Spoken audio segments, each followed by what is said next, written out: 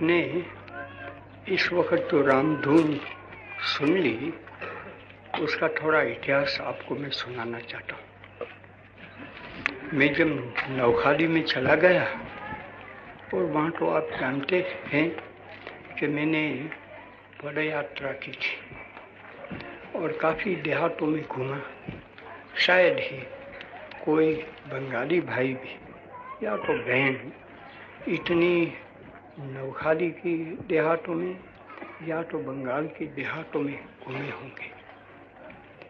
और वो जो पद यात्रा थी उसमें से जो मैं शिक्षा दे सका वो दूसरी तरह से दे नहीं सकता था।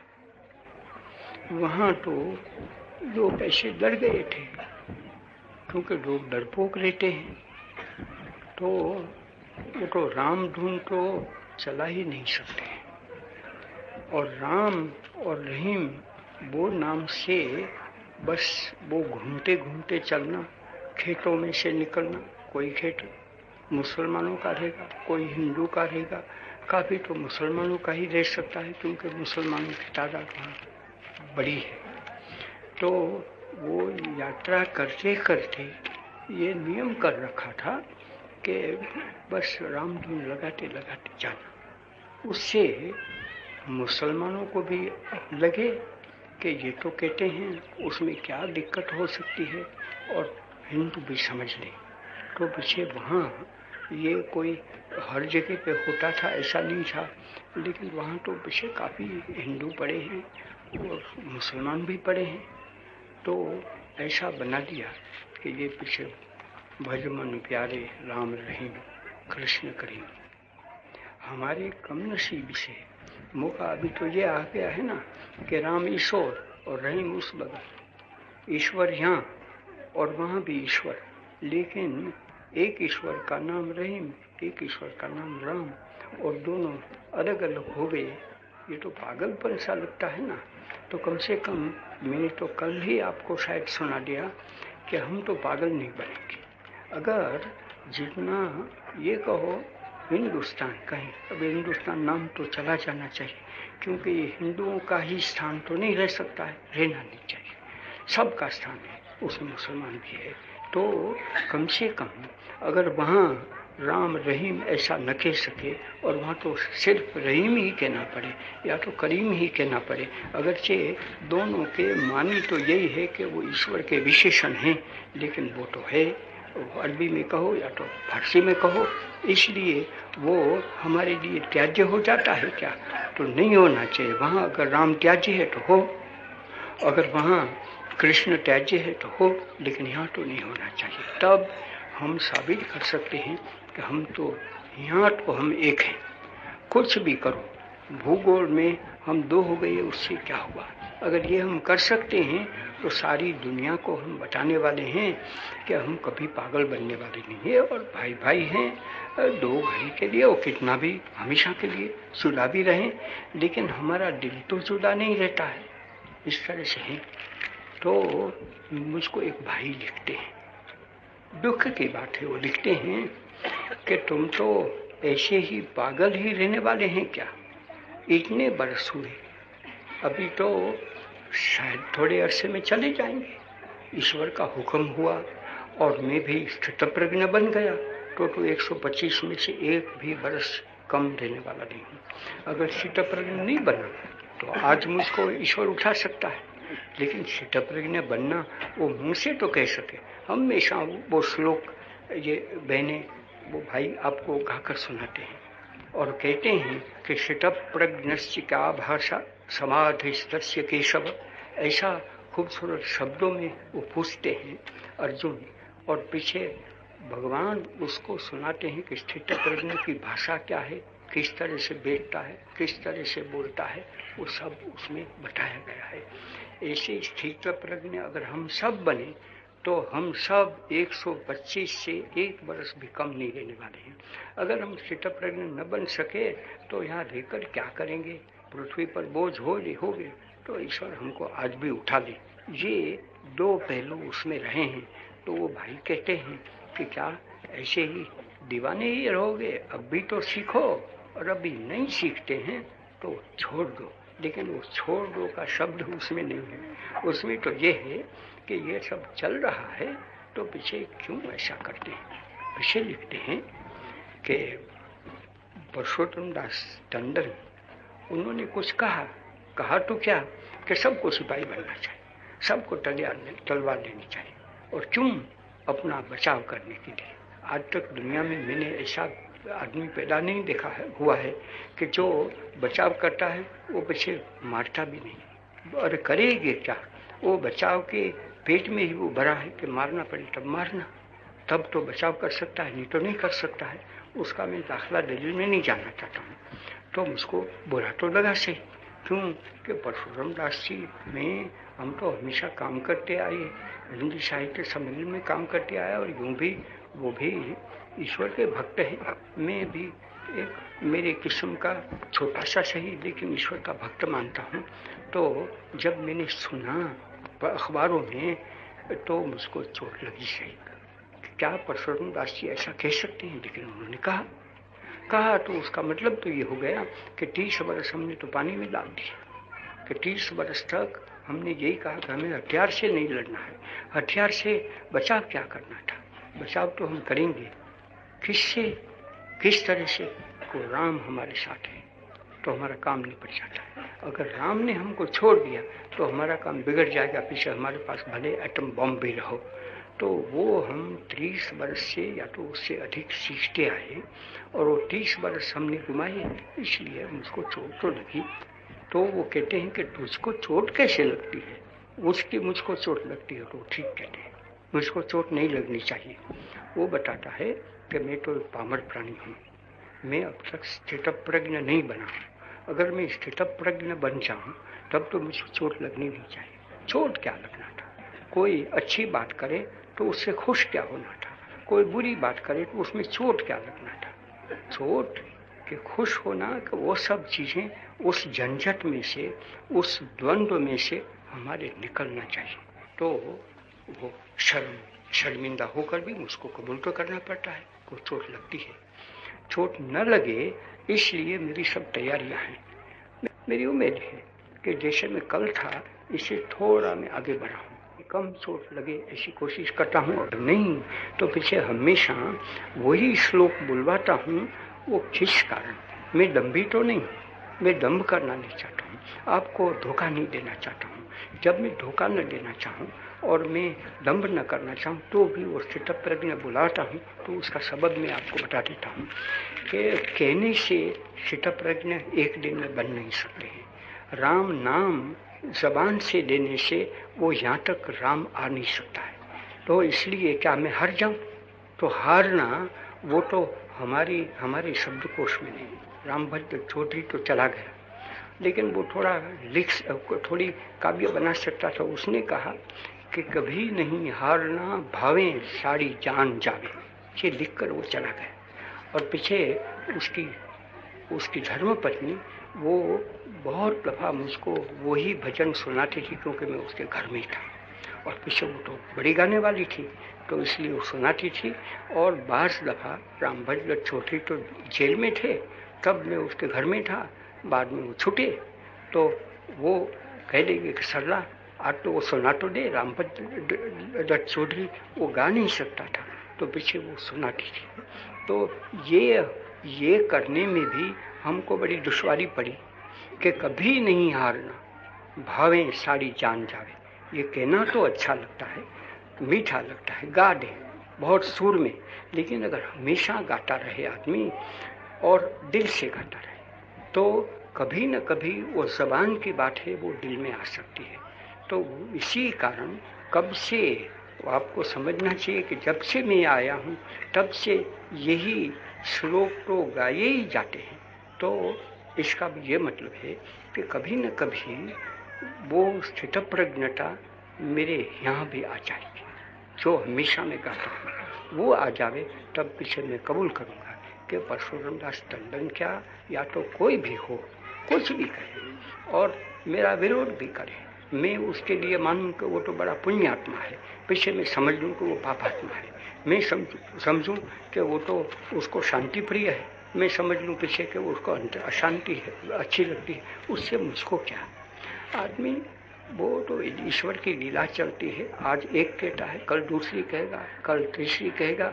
उससे रोना क्या था, उससे उससे हंसना क्या था। रोना हंसना वो सब ईश्वर को सिपुर्द कर दिया, तब तो स्थित प्रज्ञता आ जाती है। तो वो कहते हैं, उसका मैंने तो कबूल तो कर लिया कि मैं तो आखिर में पामर प्राणी हूँ, मुझको ये दुख लग जाता है, लेकिन तो भी वो दुख को दबाने की मैं कोशिश करता हूँ। तो पीछे वो लिखते हैं कि तुम तो ऐसी कोई बात कर रहे हैं कि जैसी कोई साधु पुरुष के मानी वो नहीं कि भगवा पहनता है, लेकिन भला मनुष्य, भला आदमी है।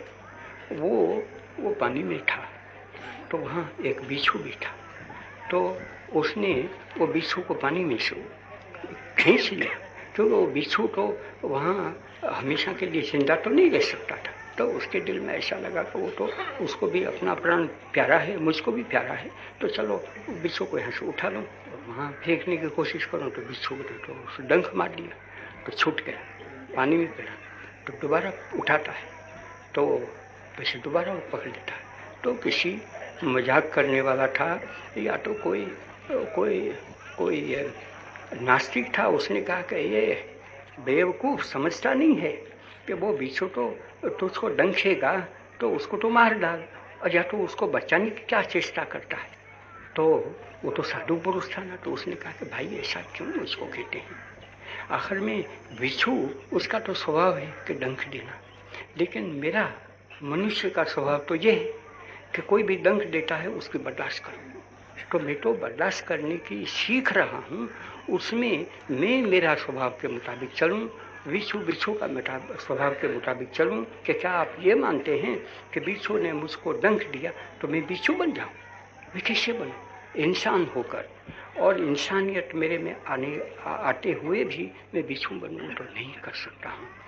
तो इस तरह से वो जो भाई ने लिखा है उसका मैं वो जवाब दे देना चाहता हूँ। तो पीछे आखिर में मुझको कहते हैं कि वो तो नहीं समझेगा, वो ये क्योंकि वो तो मेरे दोस्त हैं, भले आदमी है और विद्वान आदमी है। तो पहले भी संवाद हो गया था, तो वो कहते हैं कि तू नहीं समझने वाला है, हठी आदमी है, वो तो मैं जानता हूँ। तो हठी रहो सही, अच्छा इससे कुछ दुनिया तो मानेगी कि अच्छा वहाँ तो एक महात्मा पड़ा है, हमेशा अहिंसा का गीत ही गाता है, तो तू गाता तो रहे, लेकिन जो दूसरे चलना चाहते हैं उस इस तरह से उनको चलने दे। तो मैं क्या करूँ, मैं डम्बे बनूँ? वो तो डम्बे ही हुआ ना, कि मैं चाहूँ तो से कि हाँ आप लोग सब काटते रहें और मैं मेरा काम करता रहूँ। उसका मतलब ये हो गया कि मैं सचमुच अहिंसा को मानता तो नहीं हूँ, लेकिन अहिंसा के नाम कर लेना ओ मुझको खुश लगेगा, दुनिया को भी धोखा दूँ, दुनिया को भी अच्छा लगेगा। अच्छा एक हिंदुस्तान में पड़ा है जिसको लोग महात्मा कहते हैं, वो आदमी अहिंसा की बात करता है, बाकी वहाँ जो जितने आदमी हैं वो उनकी प्रार्थना में भी आते हैं, लेकिन मुख में राम और बगल में छुरी ऐसा कर चलते हैं। तो क्या मैं दंभी बनूं? तो वो 4 चीज़ मैंने आपको बताई जो उस महाशय ने मुझको लिखा है, और मैंने आपको बता दिया कि वो 4 में से एक भी चीज़ हमको ग्राह्य नहीं हो सकती है, तो मेरे लिए क्या, वो हम सब के लिए हैं। तो वो बात तो यहाँ से मैंने आपको सुना दी, मुझको लगा कि थोड़ी सी तो मैं आपको सुना तो दूँ, लेकिन अभी दुखद बात हो गई है। आप लोग तो जानते हैं कि मैं तो राजा महाराजा उनका हमेशा दोस्त रहा, सेवक रहा। जैसे धनी लोग उनका भी मैं तो सेवक रहा, दोस्त रहा। क्यों दोस्त रहा? क्योंकि मैं तो खुद मिस्किन हूँ और खुद भंगी हूँ। तो अगर मैं राजाओं का और भंगी और वो धनिकों का दोस्त बन सकता हूँ, तो पीछे राजाओं को, धनिकों को उन गरीबों के नज़दीक में खींचूं। इस कारण तो मैं इस मेहतरवास में पड़ा हूँ। जब यहाँ राजा साहब आ गए तो भी तो वो भंगीवास में थोड़े जाने वाले थे, लेकिन क्योंकि मैं रहता हूँ, मैं तो बड़ा भंगी माना जाता हूँ, इसलिए वो यहाँ बैठते हैं और दूसरे भी आप लोग सब आ गए हैं सुनने के लिए। बाकी नहीं तो आपको थोड़ा यहाँ घूमने के लिए आने वाले हैं। घूमने के लिए तो बहुत बड़ा है, यहाँ बाग बगीचा पड़ा है, वहाँ जाए, यहाँ क्या आना था। लेकिन आप समझते कि ये तो कोई बड़ा भंगी है, बड़ा मेटर है, बड़ा मिस्किन है, इसलिए उसको सुनने के लिए आते हैं। तो मुझको दुख तो क्यों हुआ कि आज के अखबारों में भी देखा कि हमारे वो सीपी रामस्वामी साहब हैं, उनको तो मैं बहुत जानता हूँ, बड़े सीएस ऑफिसर रहे। वो डॉक्टर बेसेंट उनके तो पट्ट शिष्य थे और यूं भी बहुत विद्वान है। उसकी किताब काफ़ी उन्होंने लिखी है, उनमें से मैंने भी एक किताब पढ़ ली तो मुझको गर्व आया कि ऐसा हिंदुस्तानी भी है कि जो इतनी चीज़ें जानता है और इतनी खूबसूरती से लिखता है। उसका मेहमान भी मैं हो चुका हूँ ट्रावणकोर में जब मैंने वो हरिजन वाले में दौरा किया था तो उनके बुलाने से मैं गया था, उनकी रजामंदी से जा सकता था, मैं कोई उनके साथ लड़ने के लिए नहीं गया था। तो ऐसा होते हुए आज मैं सुनता हूँ कि वो तो कहते हैं, मैं सब जानता नहीं हूँ, अखबार में है वही मैं कहता हूँ, अगर वो गलती है तो मुझको माफ़ करेंगे और मैं उसकी माफ़ी मांगूंगा। लेकिन अगर वो सब सही चीज़ है तो बड़ी दुख की बात है। क्यों दुख की बात है कि आज सुनता हूँ कि उन्हें तो जितने जो ट्रावणकोर में वो स्टेट कांग्रेस है उनको सबको बंद कर दिया, कहीं मीटिंग नहीं कर सकते, कुछ नहीं कर सकते। और जो लोग ट्रावणकोर तो वो तो कहते हैं कि 15 अगस्त को अगर हिंदुस्तान आज़ाद बन जाता है तो हम ट्रावणकोर वो तो बिल्कुल इंडिपेंडेंट रहेंगे, आज़ाद बन जाएंगे। तो मुझको बड़ी चोट लगी कि ये कैसे बन सकता है। और वो आज़ादी का स्वाद चखाएंगे आज से कि जिन लोग इसमें नहीं चाहते हैं वो यहाँ से भाग जाए। अरे ट्रावणकोर के वासी है वो कहाँ भाग जाएंगे, वो खुद तो ट्रावणकोर के है भी नहीं। तो ट्रावणकोर के जो है नहीं, मद्रास में जिन्होंने शिक्षा ली वो अभी सुनाते हैं कि यहाँ जो लोग पढ़े हैं इसके मुखालिफ हैं तो उनको भाग जाना है। ये कैसी बात हो सकती है। ट्रावणकोर जब अंग्रेजी सल्तनत में रहा तब तो ट्रावणकोर को सलामी तो वो शहंशाह की करनी चाहिए और वो कहीं ऐसा ही करना चाहिए। हाँ, ब्रिटिश रेजिडेंट रहे, उनका मकान पर भी मैं तो गया, वो सब रहें, लेकिन अब चूँकि कि हमारी बादशाह चलते हैं, हमारी बादशाह के माने क्या, लोकशाही, तो लोक का राज्य होता है, तब कहते हैं कि मैं आज़ाद हो जाता हूँ और मुझको आप लोगों के साथ कोई वास्ता ही नहीं। और पीछे मैं तो बड़ा हूँ, स्वतंत्र बना कि पीछे मैं देखूँ, मुझको अच्छा लगे तो जो आज़ाद हिंद होगा, यूनियन होगा रिपब्लिक का, उसके साथ कुछ मैं समझौता करूँ। ये क्या बात हो सकती है। और ये अंग्रेज जो अच्छा करने के लिए आए हैं वो क्या ऐसा एक बुरी चीज़ रख कर चले जाएंगे, मैं वो समझ नहीं सकता हूँ। तो मैं तो आपको कहूँगा कि मैं तो अंग्रेजी सल्तनत को भी नहीं समझूंगा। यूँ तो मेरे दोस्त तो बहुत मुझको सुना रहे हैं कि देख तू तो पागल है, सब वक्त लोगों का इतबार ही करना, जानता नहीं है कि अंग्रेज कैसे पढ़े हैं और अंग्रेजी अमलदार, और उसमें भी तो एक बड़ा काफिला का एडमिरल, वो आदमी सीधी तरह से तुमको दे दें, वो तू कैसा पागल है, बेवकूफ़ आदमी है तो ऐसा मानकर बैठा है। लेकिन उसको छोड़ नहीं सकते हैं, उनको मानते हैं कि भला आदमी है। आखिर में भला आदमी है तो कुछ ऐसी बेवकूफ़ी भी कर ले तो उसकी बर्दाश्त करेंगे। लेकिन मुझको सब सताते तो हैं, सावधान तो करते हैं कि अरे अभी तो समझ जा। एक तो मैंने आपको कहा कि वो भाई है वो तो सावधान कर रहे हैं, लेकिन दूसरे इसी सिलसिले में सावधान कर रहे हैं कि तू क्यों माउंटबेटन साहब को मानता है और क्यों समझता है कि ऐसे नहीं। तो मैं कहता हूँ कि माउंटबेटन साहब इतना बड़ा, ये सारी नौका सैन्य उनका, उसका एडमिरल सबसे बड़ा, और इतना बड़ा भारी काम किया है, वो आदमी यहाँ चले आए हैं, तो क्या इतनी बात वो देख नहीं लेंगे कि यहाँ जो लोग उनके मातेहत रहे, उनके बनाए हुए बने रह सकते थे, कि जो कोई काम नहीं कर सकते, दीवान को नहीं रख सकते हैं, कि जब वहाँ से हुक्म न मिले वो आदमी बिल्कुल आज़ाद बन जाए हिंदुस्तान से भी। तो वैसे हिंदुस्तान को दिया क्या? हिंदुस्तान को 600 माने जाते हैं कि 600 ऐसे राजा लोग बने हैं, वो सब के सब ऐसे रहे। ईश्वर की मेहर है, कृपा है कि काफ़ी राजा लोगों ने तो कह लिया है कि नहीं, हिंदुस्तान आज़ाद बन जाता है तो हम तो पाकिस्तान ये कॉन्स्टिट्यूंट असेंबली है उसमें आने वाले हैं। उसी से अगर ये पाकिस्तान की कॉन्स्टिट्यूंट असेंबली बनने वाली है, जिनको अच्छा लगे कि वहाँ चले जाएंगे तो वहाँ चले जाएं, लेकिन दो में से एक जगह पर रहे तो सही। दो से तीसरी तो कोई चीज़ नहीं रख कर जाने वाले हैं, ऐसा कहते हैं, मैं क्या जानूँ अभी।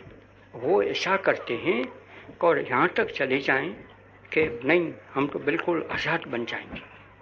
और पीछे वो आज़ादी कैसे, वो एक राजा, मैंने तो कह दिया है आप लोगों को कि राजा की कीमत और एक मैटर की कीमत, वो दोनों की कीमत तो एक सी होने वाली है, लेकिन हाँ, अक्ल तो दोनों की एक से नहीं है, एक सी कीमत हो जाती है, इसलिए अक्ल तो कोई है।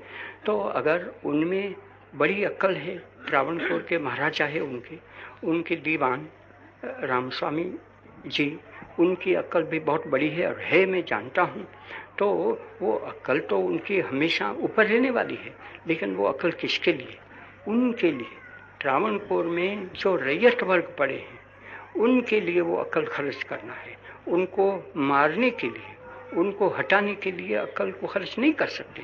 अगर इस तरह से करें तो मैं आपको कहता हूँ तो वो तो हिंदुस्तान को बिगाड़ने की बात हो सकती है।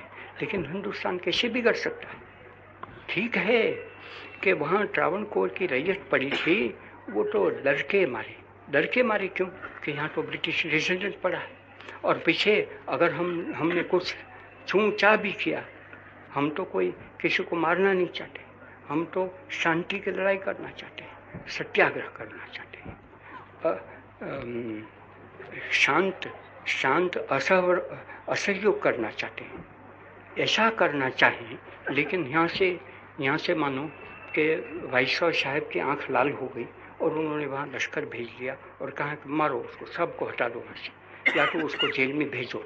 ये सब करें तो डरपोक, हम तो डरपोक रहें, दूसरे क्या इतने वर्षों से, सदियों से डरते आए तो वैसे डरपोक रहें। लेकिन जब वो चले जाते हैं तो क्या सब रैयत लोग हैं उनको कुचल डालेंगे, उसको मार डालेंगे, और पीछे राज किस पर करेंगे? त्रावणकोर की जमीन पर राज करेंगे कि पक्षियों पर राज करेंगे? क्या करेंगे? मेरी तो अक्ल काम नहीं कर सकती है। और अभी सुनता हूँ कि हैदराबाद में निज़ाम साहब भी यही कहना चाहते हैं, लेकिन वो कहते हैं कि मैं तो इस बगल में नहीं जाऊँगा, उस बगल में नहीं जाऊँगा, देखूँगा कि वो 15 अगस्त को क्या होता है क्या नहीं। अरे उसमें देखना क्या था? हैदराबाद है कहाँ से? हैदराबाद है क्योंकि वहाँ इतने तेलुगु भरे, इतने मराठा भरे, इतना वो मुल्क भी कैसा है कि करीब 95% तो हिंदू पड़े हैं। और हिंदू भी कैसे? उसमें तो काफ़ी ऐसे पड़े हैं, टकले हिंदू पड़े हैं, बाहोश पड़े हैं, वो सीखे हुए हैं, वहाँ ख्रिस्ती भी पड़े हैं। वो सबका हैदराबाद है कि एक निज़ाम सरकार का है। निज़ाम सरकार की मैंने दीदा तो नहीं देखी है, ऐसा मुझको ख्याल है, बाकी मेरे से मोहब्बत रखते हैं। एक वक्त मुझको कुछ खत भी भेज दिया, वो सब है। हैदराबाद में काफ़ी दफ़ा मैं गया हूँ और मैं आराम से वहाँ रह सका हूँ, इसलिए तो कुछ हुआ नहीं। लेकिन अगर वो हैदराबाद की रैयत आज वो आज़ादी महसूस न करे, और त्रावणकोर में तो ऐसा है कि त्रावणकोर की आज़ादी उसके मानी ये है, और त्रावणकोर क्या हैदराबाद की, क्या हैदराबाद का निज़ाम है, वो जो कुछ चाहे वो रैयत को कर सकता है। मैं आपको कहना चाहता हूँ, वो दो तो आज अखबार में आ गई है, तो दो का मैं नाम लेना चाहता हूँ कि इस तरह से वो राज चला नहीं सकते हैं। ज़माना बदल गया है, ज़माना को समझना चाहिए। अंग्रेजी में तो ऐसा कहा है कि कि वक्त है तो वक्त को तो माना गया है कि बूढ़ा है, बूढ़ा यहाँ सब कोई बाल नहीं है। हम तो शिखा रखते हैं, हिंदू है वो, मेरी तो चली गई शिखा, क्योंकि वहाँ तो अभी तो बाल उगते ही नहीं, क्या करूँ।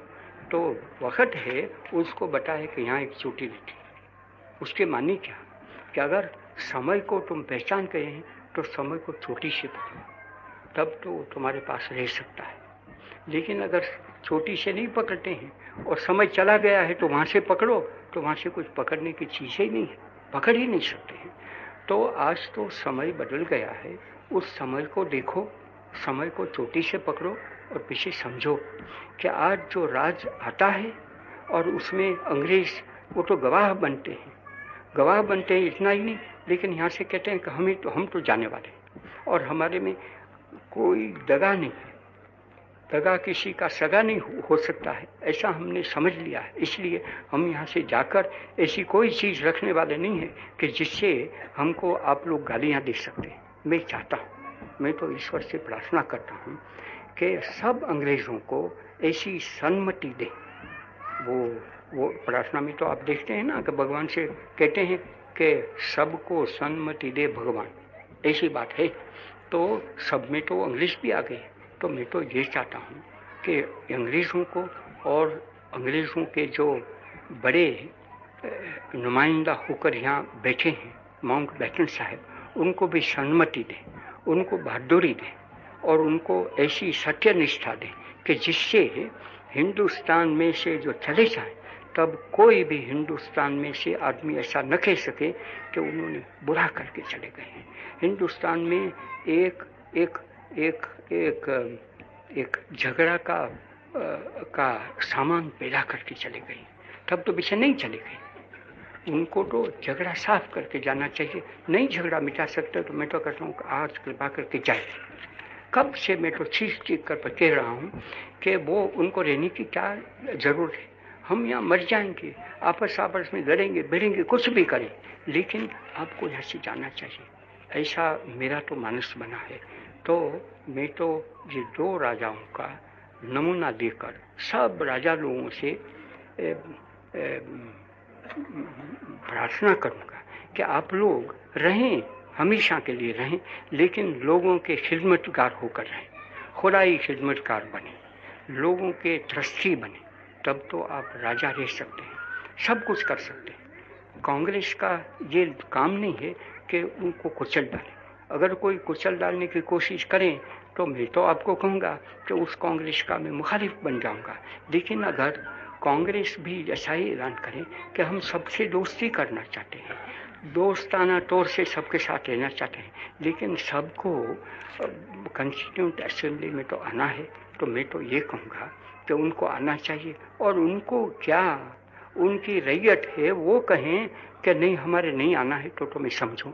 लेकिन आखिर में मैं तो एक देशी राज्य में पढ़ा हुआ हूँ ना, छोटा तो सही, लेकिन वहाँ से काफ़ी राजा लोगों की खिदमत की है। और आखिर में मैं आपको ये कहना चाहता हूँ, आपको सबको पता नहीं है कि कांग्रेस ने राजा लोगों की काफ़ी खिदमत कर ली है। जब मैं छोटा सा लड़का पढ़ने के लिए विलायत गया था तब मैसूर की बात चल रही थी, तो मैसूर में से तो अंग्रेज़ों ने तो छीन लिया था मानी राजा को नहीं देते थे। तो वहाँ तो ब्रैडलो साहब जिंदा थे, तो ब्रैडलो साहब वो हिंदुस्तान के दोस्त थे, तो उनके मार्फत से दादा भाई नौरोज जी तो थे और दूसरे हिंदुस्तानी तो पड़े थे। उस ज़माना वो था कि जब कांग्रेस को ऐसा महसूस कांग्रेस को हुआ कि राजा लोग हैं वो रहने से अच्छा ही है, वो क्या बुरा करने वाले थे, और पीछे हमारे दोस्त रहें तो उनके मार्फत से हमको काफ़ी चीज़ तो मिल सकती है, उसका मैं गवाह हूँ। लेकिन उसकी आज बात नहीं सुनाना चाहता हूँ। तो पीछे क्या हुआ कि कांग्रेस की वजह से उनको वो गद्दी मिली मैसूर को। ऐसा ही किस्सा आप समझे कि कश्मीर का है, ऐसा ही किस्सा बड़ौदा का है। बड़ौदा की बड़ी नदामत होती थी, उस नदामत में से उनको छुटाने के वो तो शिवाजी राव मर गए, अच्छे थे, लेकिन उसको उस पर जो एक जहमत आ गई थी तब कांग्रेस ने मदद की, कांग्रेस वालों ने मदद की, वो कांग्रेस ने मदद की ना। ये कांग्रेस का इतिहास पड़ा है। उस कांग्रेस को आज उसको हल्की मानना, और ऐसा मान लेना कि नहीं तुम कौन है, आखिर में हम तो राजा लोग हैं, जो कुछ चाहें वो करें, वो नहीं करना चाहिए। तो मैं तो सब जितने राजा लोग हैं उनको कहूँगा कि आपको तो खुश होकर अपने आप कॉन्स्टिट्यूंट असेंबली में आना चाहिए। आपका जितना केस है वो सुनाइए, और आप आवे तो भी वो रैयत के प्रतिनिधि होकर आए। अगर रैयत के लोगों को ही प्रतिनिधि बनाकर भेज दें तो और भी अच्छा है। इस तरह से वो करें तो मैं समझता हूँ कि हिंदुस्तान खुश ही रह सकता है। अगर इस तरह से न करें तो हिंदुस्तान के नसीब में एक तो हिंदू मुसलमान का झगड़ा, वो भी पूरा तो उसका तय नहीं हो गया है, और आज ये दूसरा झगड़ा कि चलो वो स्टेज के साथ, और तीसरा झगड़ा वो भी क्या जाने। हिंदुस्तान अगर कम नसीब ही लेना है और हिंदुस्तान के नसीब में झगड़ा है तो पीछे सिविल सर्विस तो पड़ी ही है, लेकिन वो सिविल सर्विस तो एक इतनी चीज़ है, वो राजा लोगों के साथ झगड़ा में। और सिविल सर्विस की तो बात भी ऐसी है, वो काफ़ी लोग तो अंग्रेजी हैं, और माउंटबेटन साहब भी तो अंग्रेज हैं, और पीछे वो दरबारी खानदान के हैं, तो वो लोग तो सब उनको माने। इसलिए मैं मानता हूँ कि उसमें सिर्फ झगड़ा हो नहीं सकता, लेकिन झगड़ा साहब का बायस तो बहुत बड़ा है। और दूसरा तो हमारे लोग जो आम लोग हैं उनमें भी छोटे छोटे फिरके हो गए हैं। वो मानते हैं कि हम खा जाएंगे, वो मानते हैं कि हम खा जाएंगे। तो खाओगे क्या?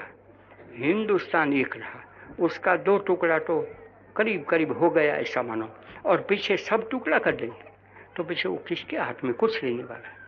मैं तो ये देखता हूँ कि अगर ऐसे ही चलता है तो किसी के हाथ में कुछ नहीं रह जाएगा। और मेरे जैसा आदमी है वो तो पड़ा है, क्योंकि मैं तो जन्म से ही मेरे नसीब में लड़ाई ही रही है, तो अभी भी लड़ाई होगी तो सबके साथ लड़ाई मेरी होगी। लेकिन ये तो कोई बर्दाश्त करने के लायक चीज़ नहीं होती है कि इस तरह से राजा लोग भी ऐसा करें और दूसरे छोटे छोटे फिरके बने, वो भी कांग्रेस को खा जाए, पीछे लीग को खा जाए, सबको खा जाए।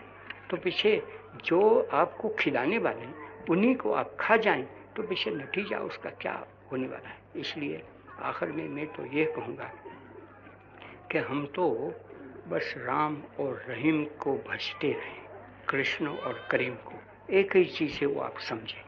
वो किसी न किसी तरह से भले दो टुकड़ा बना दिया, अगर तो बन रहा है तो भी हमारे दिलों का टुकड़ा नहीं होने वाला है। और हम यही करें कि राजा लोगों को गाली न दें, उनके दुश्मन न बने, लेकिन राजा लोगों को हमारे बहादुरी से, दृढ़ता से, निश्चय पूर्वक कहना है कि राजा लोग, आप राजा तो रह सकते हैं अगर रैयतों के सेवक बनते हैं, तो रैयतों के स्वामी बनकर राजा लोगों के लिए कोई गुंजाइश नहीं है आज़ाद हिंदुस्तान में, इसमें मुझको शक नहीं है।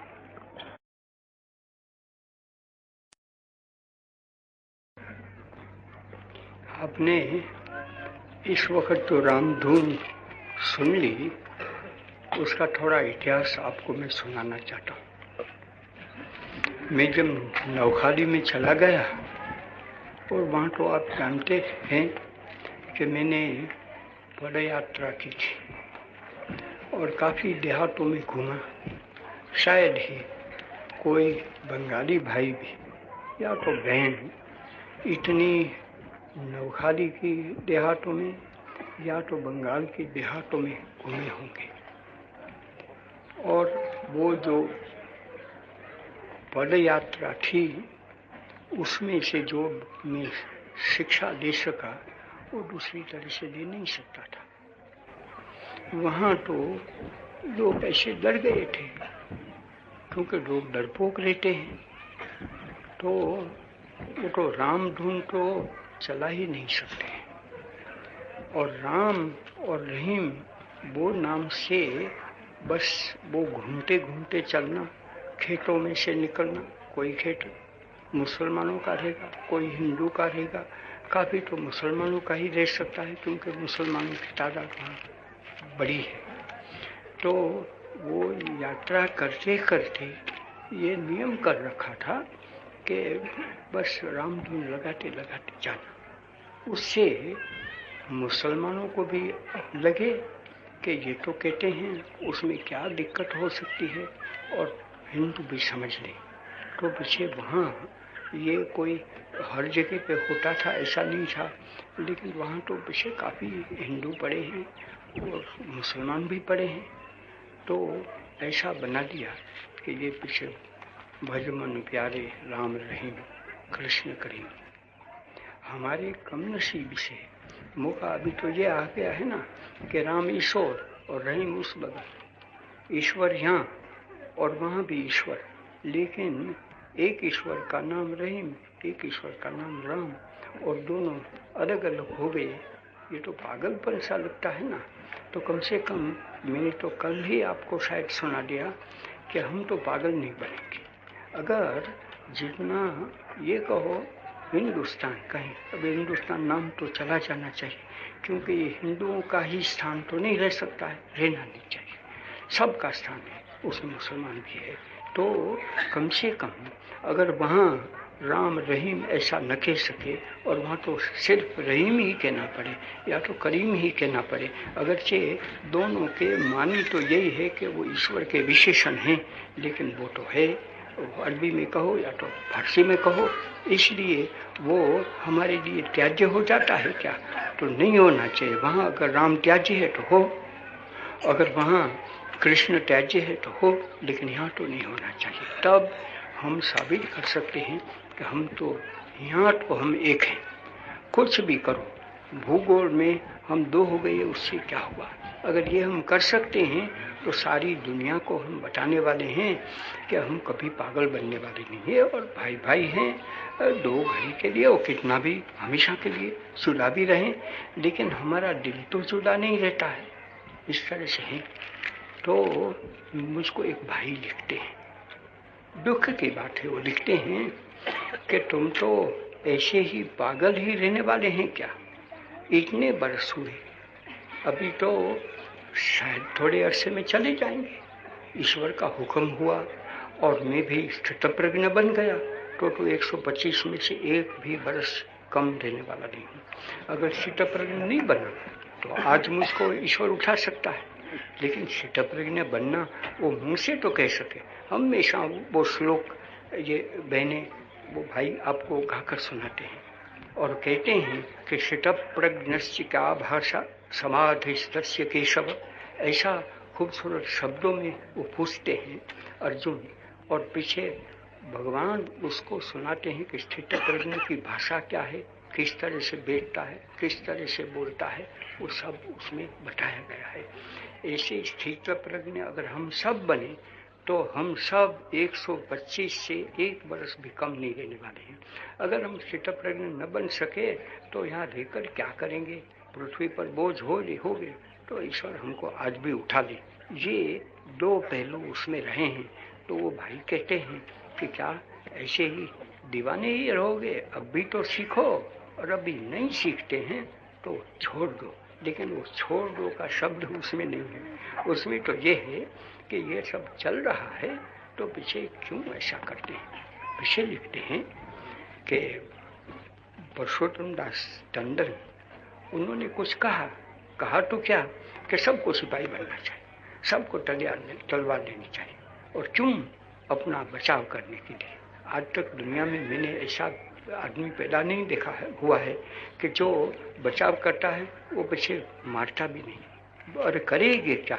वो बचाव के पेट में ही वो भरा है कि मारना पड़े तब मारना, तब तो बचाव कर सकता है, नहीं तो नहीं कर सकता है। उसका मैं दाखला दलील में नहीं जानना चाहता हूँ। तो मुझको बुरा तो लगा से, क्यों कि परशुराम दास जी में हम तो हमेशा काम करते आए, हिंदी साहित्य सम्मेलन में काम करते आया, और यूँ भी वो भी ईश्वर के भक्त हैं। मैं भी एक मेरे किस्म का छोटा सा सही लेकिन ईश्वर का भक्त मानता हूँ। तो जब मैंने सुना अखबारों में तो मुझको चोट लगी सही। क्या परशुराम दास जी ऐसा कह सकते हैं? लेकिन उन्होंने कहा तो उसका मतलब तो ये हो गया कि 30 बरस हमने तो पानी में डाल दिया, कि 30 बरस तक हमने यही कहा कि हमें हथियार से नहीं लड़ना है। हथियार से बचाव क्या करना था? बचाव तो हम करेंगे किससे, किस तरह से? को राम हमारे साथ है तो हमारा काम निपट जाता है। अगर राम ने हमको छोड़ दिया तो हमारा काम बिगड़ जाएगा। पीछे हमारे पास भले एटम बम भी रहो तो वो हम 30 वर्ष से या तो उससे अधिक सीखते आए और वो 30 वर्ष हमने घुमाए, इसलिए मुझको चोट तो लगी। तो वो कहते हैं कि तुझको चोट कैसे लगती है, उसकी मुझको चोट लगती है। तो ठीक कहते हैं, मुझको चोट नहीं लगनी चाहिए। वो बताता है कि मैं तो एक पामर प्राणी हूँ, मैं अब तक स्थितप्रज्ञ नहीं बना। अगर मैं स्थितप्रज्ञ बन जाऊँ तब तो मुझे चोट लगनी नहीं चाहिए। चोट क्या लगना था? कोई अच्छी बात करे तो उससे खुश क्या होना था, कोई बुरी बात करे तो उसमें चोट क्या लगना था? चोट के खुश होना कि वो सब चीज़ें उस झंझट में से, उस द्वंद्व में से हमारे निकलना चाहिए। तो वो शर्मिंदा होकर भी मुझको कबूल तो करना पड़ता है, को चोट लगती है। चोट न लगे इसलिए मेरी सब तैयारियां हैं। मेरी उम्मीद है कि जैसे मैं कल था इससे थोड़ा मैं आगे बढ़ा हूँ, कम चोट लगे ऐसी कोशिश करता हूँ। और नहीं तो पीछे हमेशा वही श्लोक बुलवाता हूँ। वो किस कारण? मैं दम्भी तो नहीं, मैं दम्भ करना नहीं चाहता हूँ, आपको धोखा नहीं देना चाहता हूँ। जब मैं धोखा न देना चाहूँ और मैं दम्भ न करना चाहूँ तो भी वो स्थितप्रज्ञ बुलाता हूँ। तो उसका सबब मैं आपको बता देता हूँ कि कहने से स्थितप्रज्ञ एक दिन में बन नहीं सकते हैं। राम नाम जबान से लेने से वो यहाँ तक राम आ नहीं सकता है। तो इसलिए क्या मैं हार जाऊँ? तो हारना वो तो हमारे शब्दकोश में नहीं। रामभद्र चौधरी तो चला गया, लेकिन वो थोड़ी काव्य बना सकता था। उसने कहा कि कभी नहीं हारना भावे सारी जान जावे, ये लिखकर वो चला गया। और पीछे उसकी धर्मपत्नी वो बहुत दफ़ा मुझको वही भजन सुनाती थी, क्योंकि मैं उसके घर में था और पीछे वो तो बड़ी गाने वाली थी, तो इसलिए वो सुनाती थी। और 22 दफ़ा रामभद्र चौधरी तो जेल में थे, तब मैं उसके घर में था, बाद में वो छूटे। तो वो कह देंगे कि सरला आज तो वो सुना तो दे। रामभद्र चौधरी वो गा नहीं सकता था, तो पीछे वो सुनाती थी। तो ये करने में भी हमको बड़ी दुश्वारी पड़ी कि कभी नहीं हारना, भावें सारी जान जावे। ये कहना तो अच्छा लगता है, मीठा लगता है, गा दे बहुत सुर में, लेकिन अगर हमेशा गाता रहे आदमी और दिल से गाता रहे तो कभी न कभी वो जबान की बात है वो दिल में आ सकती है। तो इसी कारण कब से आपको समझना चाहिए कि जब से मैं आया हूँ तब से यही श्लोक तो गाए ही जाते हैं।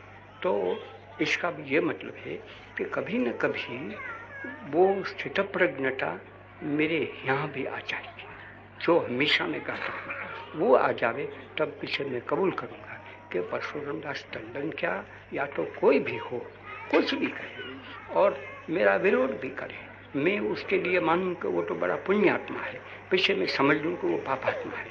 मैं समझूं कि वो तो उसको शांति प्रिय है, मैं समझ लूँ पीछे कि वो उसको अशांति है, अच्छी लगती है, उससे मुझको क्या। आदमी वो तो ईश्वर की लीला चलती है, आज एक कहता है, कल दूसरी कहेगा, कल तीसरी कहेगा। उससे रोना क्या था, उससे हंसना क्या था? रोना हंसना वो सब ईश्वर को सुपुर्द कर दिया, तब तो स्थितप्रज्ञता आ जाती है। तो वो कहते हैं उसका मैंने तो कबूल तो कर लिया कि मैं तो आखिर में पामर प्राणी हूँ, मुझको दुख लग जाता है, लेकिन तो भी वो दुख को दबाने की मैं कोशिश करता हूँ। तो पीछे वो लिखते हैं कि तुम तो ऐसी कोई बात कर रहे हैं कि जैसी कोई साधु पुरुष के मानी वो नहीं कि भगवा पहनता है, लेकिन भला मनुष्य, भला आदमी है।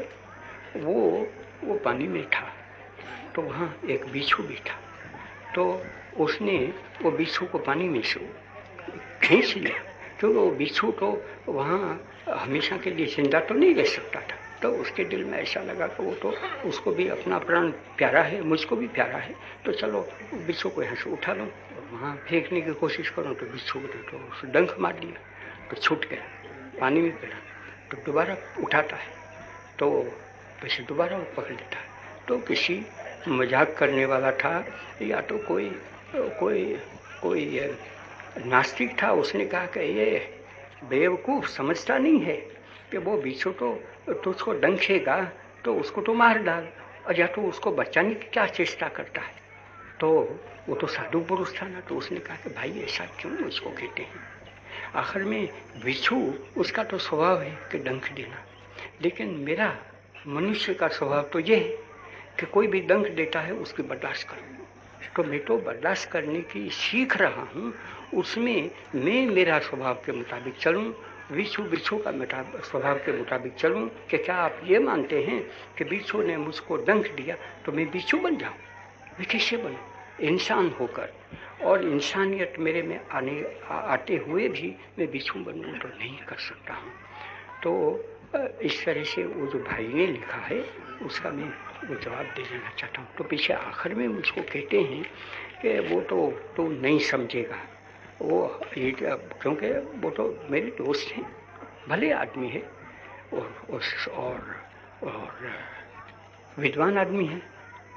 तो पहले भी संवाद हो गया था, तो वो कहते हैं कि तू नहीं समझने वाला है, हठी आदमी है, वो तो मैं जानता हूँ, तो हठी रहो सही। अच्छा, इससे कुछ दुनिया तो मानेगी कि अच्छा वहाँ तो एक महात्मा पड़ा है, हमेशा अहिंसा का गीत ही गाता है, तो तू गाता तो रहे, लेकिन जो दूसरे चलना चाहते हैं उस इस तरह से उनको चलने दे। तो मैं क्या करूँ? मैं डम्बे बनूँ? वो तो डम्बे ही हुआ ना कि मैं चाहूँ तो से कि हाँ आप लोग सब काटते रहें और मैं मेरा काम करता रहूँ। उसका मतलब ये हो गया कि मैं सचमुच अहिंसा को मानता तो नहीं हूँ, लेकिन अहिंसा के नाम कर लेना ओ मुझको खुश लगेगा, दुनिया को भी धोखा दूँ, दुनिया को भी अच्छा लगेगा। अच्छा, एक हिंदुस्तान में पड़ा है जिसको लोग महात्मा कहते हैं, वो आदमी अहिंसा की बात करता है, बाकी वहाँ तो जितने आदमी हैं वो उनकी प्रार्थना में भी आते हैं, लेकिन मुख में राम और बगल में छुरी ऐसा कर चलते हैं। तो क्या मैं दम्भी बनूं? तो वो 4 चीज़ मैंने आपको बताई जो उस महाशय ने मुझको लिखा है, और मैंने आपको बता दिया कि वो 4 में से एक भी चीज़ हमको ग्राह्य नहीं हो सकती है, तो मेरे लिए क्या, वो हम सब के लिए हैं। तो वो बात तो यहाँ से मैंने आपको सुना दी। मुझको लगा कि थोड़ी सी तो मैं आपको सुना तो दूँ, लेकिन अभी दुखद बात हो गई है। आप लोग तो जानते हैं कि मैं तो राजा महाराजा उनका हमेशा दोस्त रहा, सेवक रहा। जैसे धनी लोग उनका भी मैं तो सेवक रहा, दोस्त रहा। क्यों दोस्त रहा? क्योंकि मैं तो खुद मिस्किन हूँ और खुद भंगी हूँ। तो अगर मैं राजाओं का और भंगी और वो धनिकों का दोस्त बन सकता हूँ, तो पीछे राजाओं को, धनिकों को उन गरीबों के नज़दीक में खींचूं। इस कारण तो मैं इस मेहतरवास में पड़ा हूँ।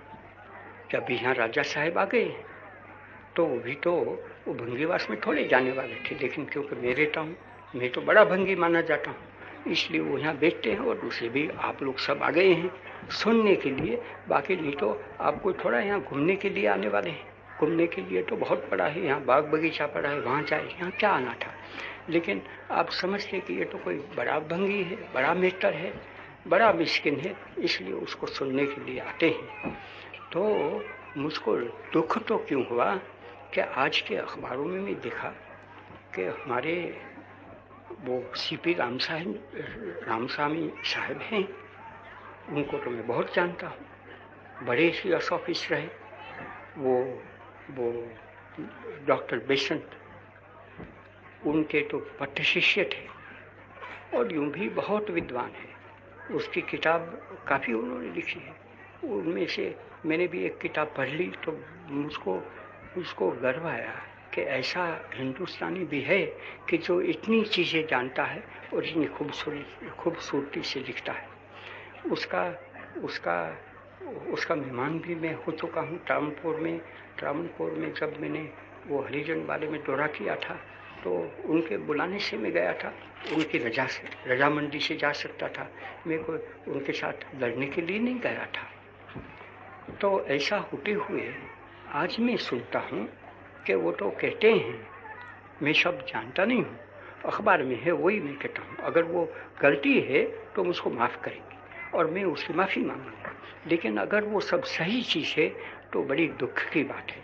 क्यों दुख की बात है कि आज सुनता हूँ कि उन्हें तो जितने जो त्रावणकोर में वो स्टेट कांग्रेस है उनको सबको बंद कर दिया, कहीं मीटिंग नहीं कर सकते, कुछ नहीं कर सकते हैं। और जो लोग त्रावणकोर तो वो तो कहते हैं कि 15 अगस्त को अगर हिंदुस्तान आज़ाद बन जाता है तो हम त्रावणकोर वो तो बिल्कुल इंडिपेंडेंट रहेंगे, आज़ाद बन जाएंगे।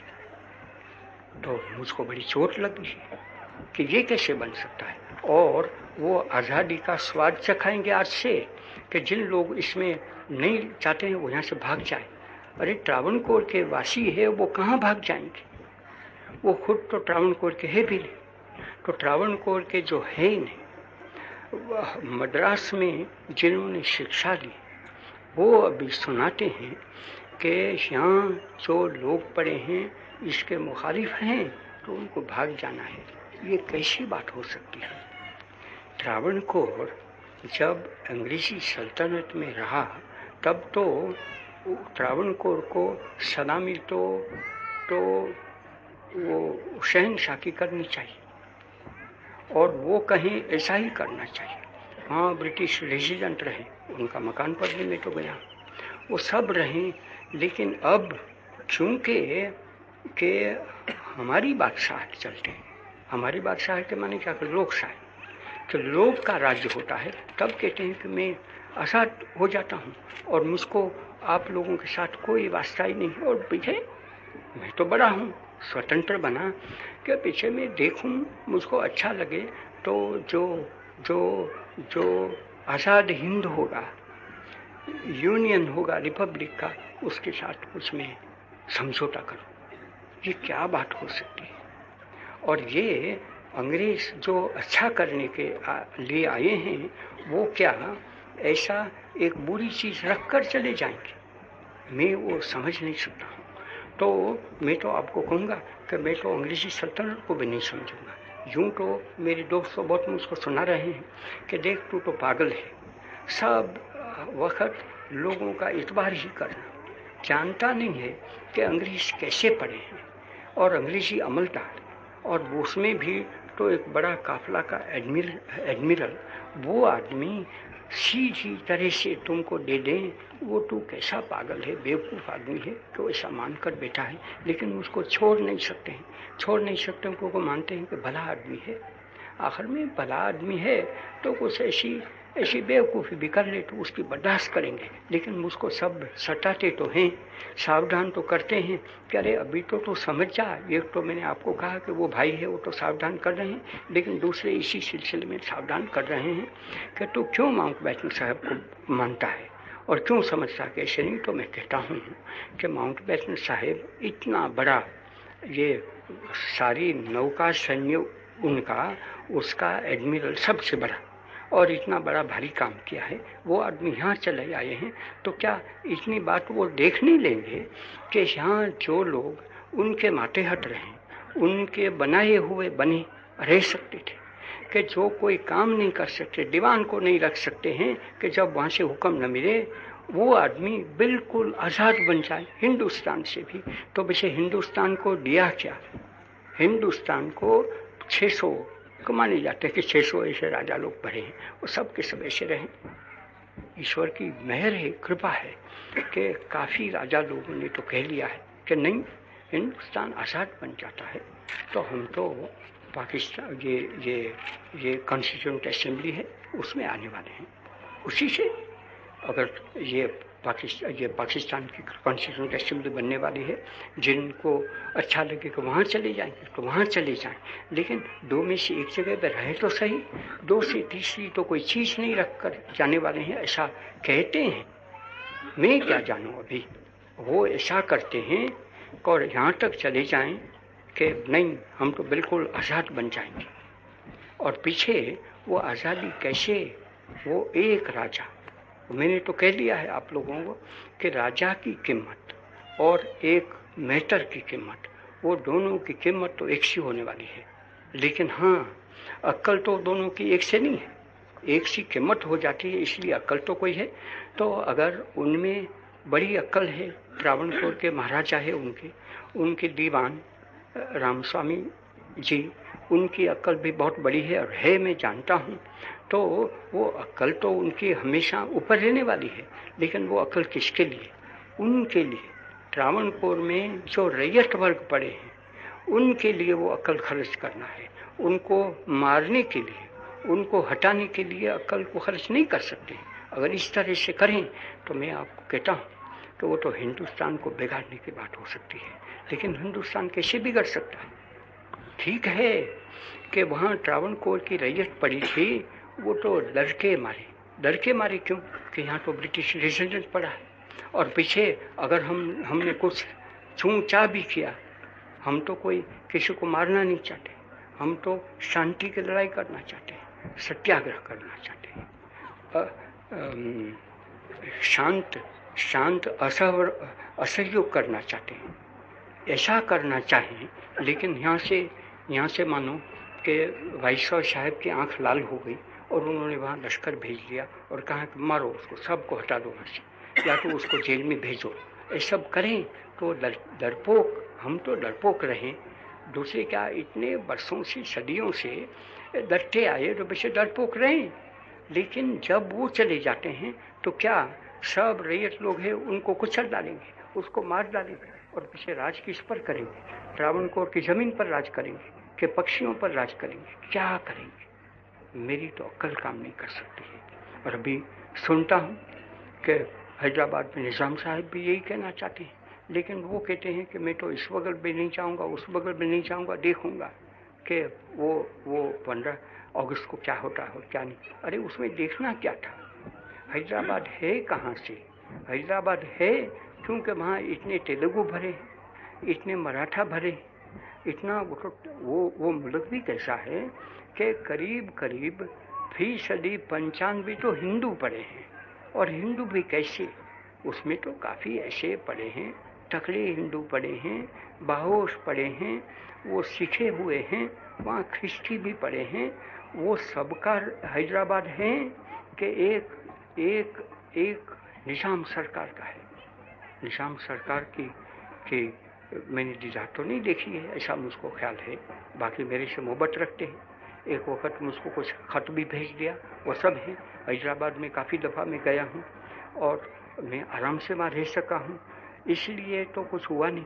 लेकिन अगर वो हैदराबाद की रैयत आज वो आज़ादी महसूस न करे, और त्रावणकोर में तो ऐसा है कि त्रावणकोर की आज़ादी उसके मानी ये है, और त्रावणकोर क्या हैदराबाद की, क्या हैदराबाद का निज़ाम है, वो जो कुछ चाहे वो रैयत को कर सकता है। मैं आपको कहना चाहता हूँ, वो दो तो आज अखबार में आ गई है, तो दो का मैं नाम लेना चाहता हूँ कि इस तरह से वो राज चला नहीं सकते हैं। ज़माना बदल गया है, ज़माना को समझना चाहिए। अंग्रेजी में तो ऐसा कहा है कि वक्त है तो वक्त को तो माना गया है कि बूढ़ा है। बूढ़ा यहाँ सब कोई बाल नहीं है। हम तो शिखा रखते हैं, हिंदू हैं वो, मेरी तो चली गई शिखा, क्योंकि वहाँ तो अभी तो बाल उगते ही नहीं, क्या करूँ। तो वक्त है उसको बताए कि यहाँ एक चोटी रहती, उसके मानी क्या कि अगर समय को तुम पहचान गए हैं तो समय को चोटी से पकड़ो, तब तो तुम्हारे पास रह सकता है। लेकिन अगर चोटी से नहीं पकड़ते हैं और समय चला गया है तो वहाँ से पकड़ो, तो वहाँ से कुछ पकड़ने की चीज़ ही नहीं है, पकड़ ही नहीं सकते हैं।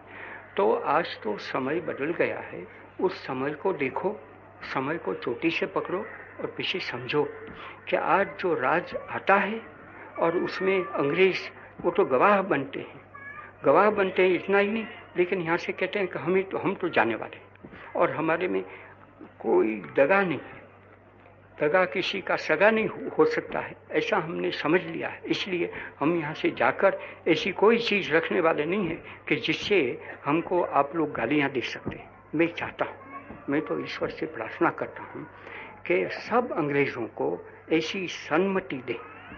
वो प्रार्थना में तो आप देखते हैं ना कि भगवान से कहते हैं कि सबको सन्मति दे भगवान, ऐसी बात है। तो सब में तो अंग्रेज़ भी आ गए। तो मैं तो ये चाहता हूँ कि अंग्रेज़ों को और अंग्रेज़ों के जो बड़े नुमाइंदा होकर यहाँ बैठे हैं, माउंटबेटन साहब, उनको भी सन्मति दें, उनको बहादुरी दें और उनको ऐसी सत्य निष्ठा दें कि जिससे हिंदुस्तान में से जो चले जाए, तब कोई भी हिंदुस्तान में से आदमी ऐसा न कह सके कि उन्होंने बुरा करके चले गए हैं। हिंदुस्तान में एक एक एक एक एक झगड़ा का सामान पैदा करके चले गए, तब तो पीछे नहीं चले गए। उनको तो झगड़ा साफ करके जाना चाहिए। नहीं झगड़ा मिटा सकते तो मैं तो कहता हूँ आज कृपा करके जाए। कब से मैं तो चीख कर कह रहा हूँ कि वो उनको रहने की क्या जरूरत है। हम यहाँ मर जाएंगे, आपस में लड़ेंगे भिड़ेंगे, कुछ भी करें, लेकिन आपको यहाँ से जाना चाहिए। ऐसा मेरा तो मानस बना है। तो मैं तो ये दो राजाओं का नमूना देकर सब राजा लोगों से प्रार्थना करूँगा कि आप लोग रहें, हमेशा के लिए रहें, लेकिन लोगों के खिदमतगार होकर रहें, खुदाई खिदमतगार बने, लोगों के ट्रस्टी बने, तब तो आप राजा रह सकते हैं, सब कुछ कर सकते हैं। कांग्रेस का ये काम नहीं है कि उनको कुचल डालें। अगर कोई कुचल डालने की कोशिश करें तो मैं तो आपको कहूँगा कि उस कांग्रेस का मैं मुखालिफ बन जाऊँगा। लेकिन अगर कांग्रेस भी ऐसा ही ऐलान करें कि हम सबसे दोस्ती करना चाहते हैं, दोस्ताना तौर से सबके साथ रहना चाहते हैं, लेकिन सबको कॉन्स्टिट्यूंट असेंबली में तो आना है, तो मैं तो ये कहूँगा कि उनको आना चाहिए। और उनको क्या उनकी रैयत है वो कहें कि नहीं हमारे नहीं आना है तो मैं समझूं। लेकिन आखिर में मैं तो एक देशी राज्य में पढ़ा हुआ हूँ ना, छोटा तो सही, लेकिन वहाँ से काफ़ी राजा लोगों की खिदमत की है। और आखिर में मैं आपको ये कहना चाहता हूँ, आपको सबको पता नहीं है कि कांग्रेस ने राजा लोगों की काफ़ी खिदमत कर ली है। जब मैं छोटा सा लड़का पढ़ने के लिए विलायत गया था, तब मैसूर की बात चल रही थी। तो मैसूर में से तो अंग्रेजों ने तो छीन लिया था मानिए, राजा को नहीं देते थे। तो वहाँ तो ब्रैडलो साहब जिंदा थे। तो ब्रैडलो साहब वो हिंदुस्तान के दोस्त थे, तो उनके मार्फत से दादा भाई नौरोजी जी तो थे और दूसरे हिंदुस्तानी तो पड़े थे। उस जमाना वो था कि जब कांग्रेस को ऐसा महसूस कांग्रेस को हुआ कि राजा लोग हैं, वो रहने से अच्छा ही है, वो क्या बुरा करने वाले थे, और पीछे हमारे दोस्त रहें तो उनके मार्फत से हमको काफ़ी चीज़ तो मिल सकती है, उसका मैं गवाह हूँ। लेकिन उसकी आज बात नहीं सुनाना चाहता हूँ। तो पीछे क्या हुआ कि कांग्रेस की वजह से उनको वो गद्दी मिली मैसूर को। ऐसा ही किस्सा आप समझे कि कश्मीर का है, ऐसा ही किस्सा बड़ौदा का है। बड़ौदा की बड़ी नदामत होती थी, उस नदामत में से उनको छुटाने के वो तो शिवाजी राव मर गए, अच्छे थे, लेकिन उसको उस पर जो एक जहमत आ गई थी, तब कांग्रेस ने मदद की, कांग्रेस वालों ने मदद की, वो कांग्रेस ने मदद की ना। ये कांग्रेस का इतिहास पड़ा है। उस कांग्रेस को आज उसको हल्की मानना और ऐसा मान लेना कि नहीं तुम कौन है, आखिर में हम तो राजा लोग हैं, जो कुछ चाहें वो करें, वो नहीं करना चाहिए। तो मैं तो सब जितने राजा लोग हैं उनको कहूँगा कि आपको तो खुश होकर अपने आप कॉन्स्टिट्यूंट असेंबली में आना चाहिए। आपका जितना केस है वो सुनाइए, और आप आवे तो भी वो रैयत के प्रतिनिधि होकर आवे। अगर रैयत के लोगों को ही प्रतिनिधि बनाकर भेज दें तो और भी अच्छा है। इस तरह से वो करें तो मैं समझता हूँ कि हिंदुस्तान खुश ही रह सकता है। अगर इस तरह से न करें तो हिंदुस्तान के नसीब में एक तो हिंदू मुसलमान का झगड़ा, वो भी पूरा तो उसका तय नहीं हो गया है, और आज ये दूसरा झगड़ा कि चलो वो स्टेज के साथ, और तीसरा झगड़ा वो भी क्या जाने। हिंदुस्तान अगर कम नसीब भी लेना है और हिंदुस्तान के नसीब में झगड़ा है तो पीछे सिविल सर्विस तो पड़ी ही है। लेकिन वो सिविल सर्विस तो एक इतनी चीज़ है, वो राजा लोगों के साथ झगड़ा में। और सिविल सर्विस की तो बात भी ऐसी है, वो काफ़ी लोग तो अंग्रेजी हैं, और माउंट बैटन साहब भी तो अंग्रेज हैं, और पीछे वो दरबारी ख़ानदान के हैं, तो वो लोग तो सब उनको माने। इसलिए मैं मानता हूँ कि उसमें सिर्फ झगड़ा हो नहीं सकता, लेकिन झगड़ा साहब का बायस तो बहुत बड़ा है। और दूसरा तो हमारे लोग जो आम लोग हैं उनमें भी छोटे छोटे फिरके हो गए हैं। वो मानते हैं कि हम खा जाएंगे, वो मानते हैं कि हम खा जाएंगे। तो खाओगे क्या? हिंदुस्तान एक रहा, उसका 2 टुकड़ा तो करीब करीब हो गया ऐसा मानो, और पीछे सब टुकड़ा कर देंगे, तो पीछे वो किसके हाथ में कुछ रहने वाला है? मैं तो ये देखता हूँ कि अगर ऐसे ही चलता है तो किसी के हाथ में कुछ नहीं रह जाएगा। और मेरे जैसा आदमी है वो तो पड़ा है, क्योंकि मैं तो जन्म से ही मेरे नसीब में लड़ाई ही रही है, तो अभी भी लड़ाई होगी तो सबके साथ लड़ाई मेरी होगी। लेकिन ये तो कोई बर्दाश्त करने के लायक चीज़ नहीं होती है कि इस तरह से राजा लोग भी ऐसा करें और दूसरे छोटे छोटे फिरके बने, वो भी कांग्रेस को खा जाए, पीछे लीग को खा जाए, सबको खा जाए। तो पीछे जो आपको खिलाने वाले उन्हीं को आप खा जाएं, तो पीछे नतीजा उसका क्या होने वाला है। इसलिए आखिर में मैं तो ये कहूँगा कि हम तो बस राम और रहीम को भजते रहें, कृष्ण और करीम को, एक ही चीज़ है वो आप समझें। वो किसी न किसी तरह से भले 2 टुकड़ा बना लिया, अगर तो बन रहा है तो भी हमारे दिलों का टुकड़ा नहीं होने वाला है। और हम यही करें कि राजा लोगों को गाली न दें, उनके दुश्मन न बने, लेकिन राजा लोगों को हमारे बहादुरी से, दृढ़ता से, निश्चयपूर्वक कहना है कि राजा लोग, आप राजा तो रह सकते हैं अगर रैयतों के सेवक बनते हैं, तो रैयतों के स्वामी बनकर राजा लोगों के लिए कोई गुंजाइश नहीं है आज़ाद हिंदुस्तान में, इसमें मुझको शक नहीं है।